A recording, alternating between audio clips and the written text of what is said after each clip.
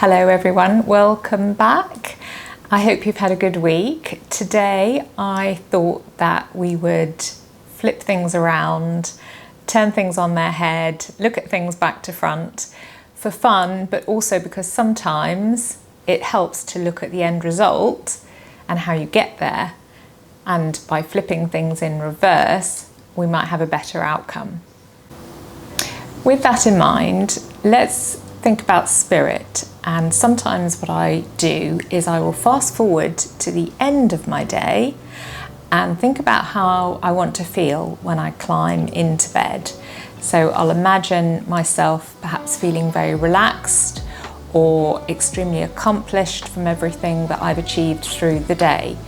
So this will then make me think about what tasks it is I need to tick off throughout my day and how I'm going to focus on them, where I'm going to put my energies through the day, and I will go about each of these things intentionally to get me to my end point.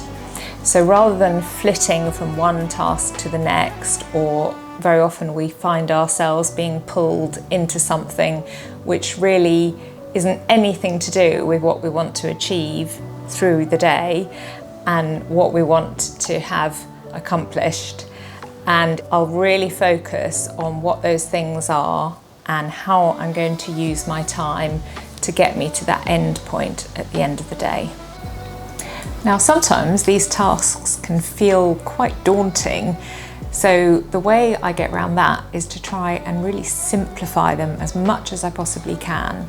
So it might be that I have to achieve something at work by the end of the day, and I will then try and break that down, make things as simple as possible, step by step, so that I know where to get started and what I have to do to get there, and somehow it makes it feel much more achievable. The same can then be applied with a task that perhaps might have to be achieved by the end of the week. So it might be you've got friends coming to spend the weekend with you in your house, and the house is a complete tip, and the thought of doing the whole house is just blows your mind. So again, break it down, simplify it, spend 10 minutes, set that timer. I always think it helps to put a time frame on it. Set the timer for 10 minutes, do one room as much as you can in 10 minutes.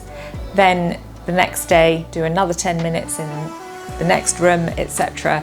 And then you can always pick up anything that's left off at the end of the week as well. And then by breaking it down like that, it just really simplifies it, makes it easier.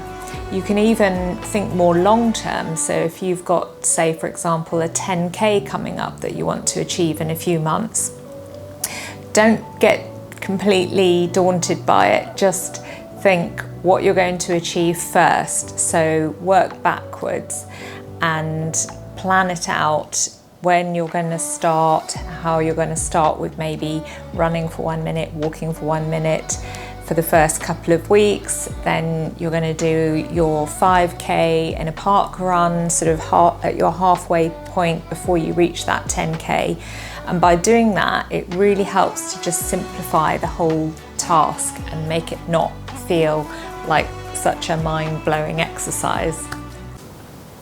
So what happens when we put joy in reverse? Well, you've heard of FOMO, the fear of missing out. What about JOMO, the joy of missing out? So rather than decisions being based on what others are doing, I will try to make my decisions based on what I would like to do. So tuning in to what I really want to do and not what I have to do. Do I actually want to do what I've been invited to? Is it something I want to attend, or is it because I have to attend it? How will I feel afterwards?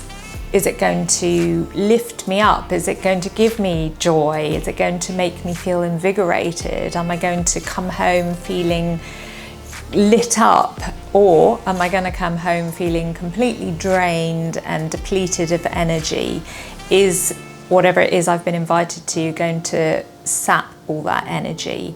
Joy is very personal for each one of us, and our time is extremely precious, and the joy of missing out is by saying no to some things, it will allow you to do what it is you want to do. Remember, it's about fulfilling our own desires, not somebody else's. For strength, let's turn ourselves upside down and talk about performing inversions. An inversion is basically where your heart is higher than your head.